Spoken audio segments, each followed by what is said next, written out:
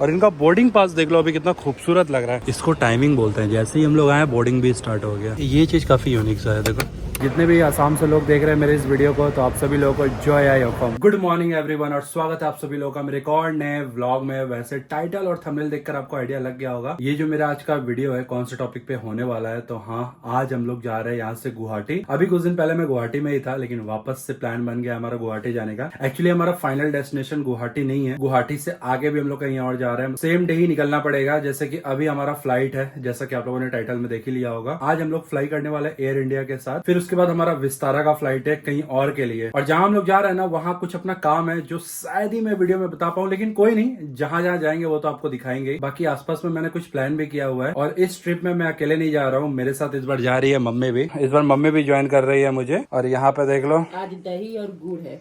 दही और गुड़ है। सिर्फ मम्मी मेरे को नहीं खिलाएगी, खुद भी खाएगी, सब साथ में जाएंगे। लगेज भी अपना रेडी है, देख लो दो लगेज है अपना और एक बैग है, ये लैपटॉप बैग मेरा। फिलहाल हमारा जो फ्लाइट है ना सुबह 5:45 का है, कोलकाता टू गुवाहाटी। फिर गुवाहाटी से हमारा 11 बजे का फ्लाइट है कहीं और के लिए, वो विस्तारा है, वो बता दूंगा मैं कहाँ का है। अभी जो मैंने इंटरनेट में चेक करा तो मुझे पता चला कि जो हमारा एयर इंडिया का आज फ्लाइट है ना, वो एयर इंडिया का शायद न्यू एयरक्राफ्ट है। अगर न्यू रहा तो भाई मजा आ जाएगा। देखते हैं, पता नहीं चेंज भी हो जाता है ना, कुछ बोल नहीं सकते। फिलहाल अभी एक काम करते हैं, दही खाते हैं, फटाफट निकलते हैं। ऑलरेडी रोहित भैया नीचे वेट कर रहा है हमारा बहुत देर से। तो चलो भाई, ये मैंडेटरी है। अभी एक काम करते हैं कि बार नीचे से ये वीडियो को कंटिन्यू करते हैं। ऑलराइट जी, तो देख लो अभी लगभग सुबह के 3:45 में हम लोग निकल चुके हैं और 5:30 बजे का अपना फ्लाइट है। तो एकदम कट टू कट वाला सीन होने वाला है। एयर इंडिया का है ना, तो थोड़ा चांसेस है कि मतलब भीड़ कम रहे काउंटर में, चांसेस है, कुछ बोल नहीं सकते। और हमेशा की तरह यहाँ पे देख लो रोहित भाई भी आ चुके हैं अपने। तो सुबह सुबह एयरपोर्ट जाना और रोहित भाई ना, ऐसा हो सकता है, कभी कभी हो जाता है कि नहीं रह पाता है, लेकिन मैक्सिमम टाइम हो जाता है। बाकी जाते हैं एयरपोर्ट। यहाँ से देख लो 27 मिनट दिखा रहा है, 17 किलोमीटर है। तो देख लो जी, आधा घंटा भी नहीं लगा, हम लोग अभी पहुंच चुके हैं एयरपोर्ट। यही है ना, सुबह सुबह रोड खाली रहता है। वही अगर दोपहर में निकलो लगभग 1 घंटा तो लग ही जाता है इधर उधर, मतलब ट्रैफिक में फंस कर।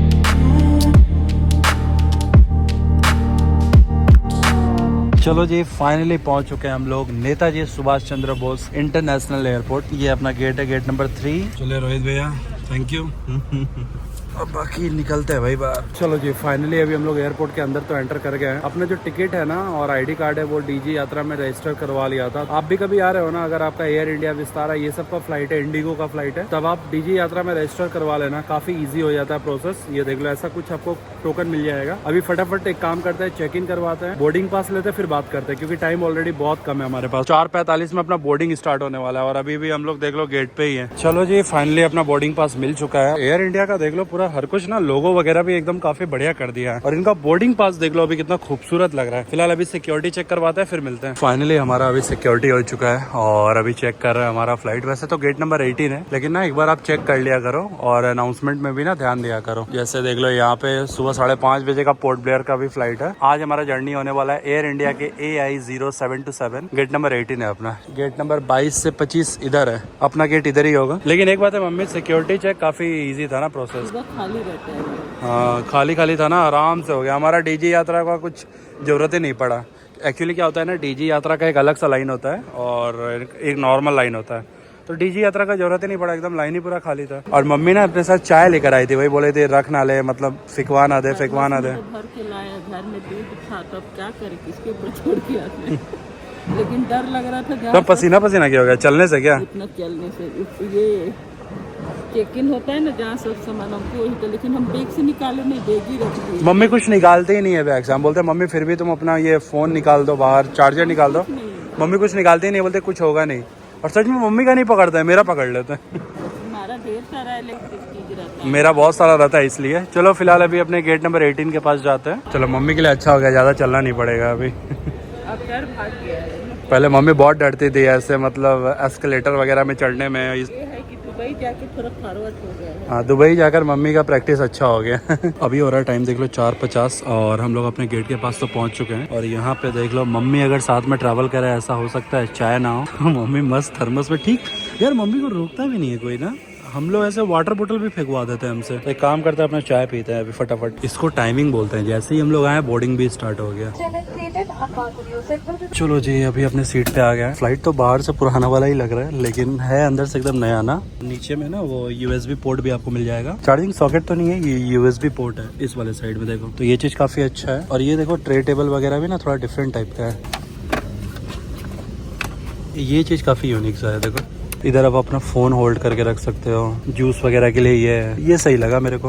हम घर से चाय लाए हो रख सकते हैं। हाँ मम्मी घर से चाय भी लाई है। चलो ठीक है। तुम्हारा पैसा बचा दिए, नहीं तो हमेशा कॉफी या चाय। मम्मी तब से 3 बार ये डायलॉग मार चुकी है कि तुम्हारा पैसा बचा दिए। बाकी वही है नॉर्मल जैसा कि होता है ना। एयरबस का A320 सीट कॉन्फ़िगरेशन 3x3 का है। विंडो क्लीन है, ये सबसे ज्यादा मैटर करता है ना। मेरे को पता नहीं क्यों वो येटी एयरलाइंस का जो लेग स्पेस है ना वो ज्यादा अच्छा लगा था। ये भी ठीक है, चल जाएगा काम। इकोनॉमी के हिसाब से तो बहुत ही है। वैसे अपना जो डिपार्चर टाइम है ना वो 5:45 का है। अभी देख लो 5:24 हो रहा है और बोर्डिंग हो चुका है कंप्लीट। अराउंड 967 किलोमीटर, मतलब समझ लो 1000 किलोमीटर हम लोग कवर करने वाले हैं 54 मिनट में। इससे भी कम ही लगेगा, लेकिन हाँ एक समझ के बैठो मोटा मोटी 1 घंटा। वापस से हम लोग आज बांग्लादेश एयर स्पेस यूज करने वाले हैं। वही राजशाही होते हुए बोगरा होते हुए मेघालय होकर निकलेंगे हम लोग। अभी हम लोग रनवे की तरफ बढ़ रहे हैं। भाई टाइम से पहले ही लग रहा है टेक ऑफ हो जाएगा। है तो एकदम ये न्यू एयरक्राफ्ट, सभी का कंडीशन एकदम टिप टॉप है।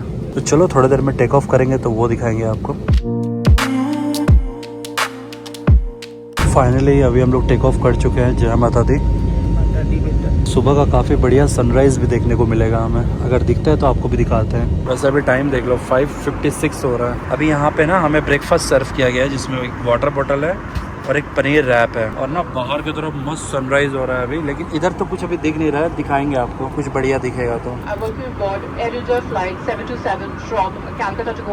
तो यहाँ पे आप देख सकते हो कुछ इस तरीके का रैप मिला है हमें। और ऐसा सेम रैप ना हमें मिला था जब हम लोग श्रीलंका जा रहे थे। वैसे अभी मैंने इसको टेस्ट करा और नो डाउट इसका टेस्ट वाकई में बहुत अच्छा है। एक तो काफ़ी गर्मा गर्म भी है और बहुत अच्छा लग रहा है इसका टेस्ट। और बाहर की तरफ मैं आपको दिखाने का कोशिश कर रहा हूँ हिमालयन रेंज, जो कि दिख नहीं रहा है, देख लो। बट बहुत बढ़िया नज़ारा था सुबह का।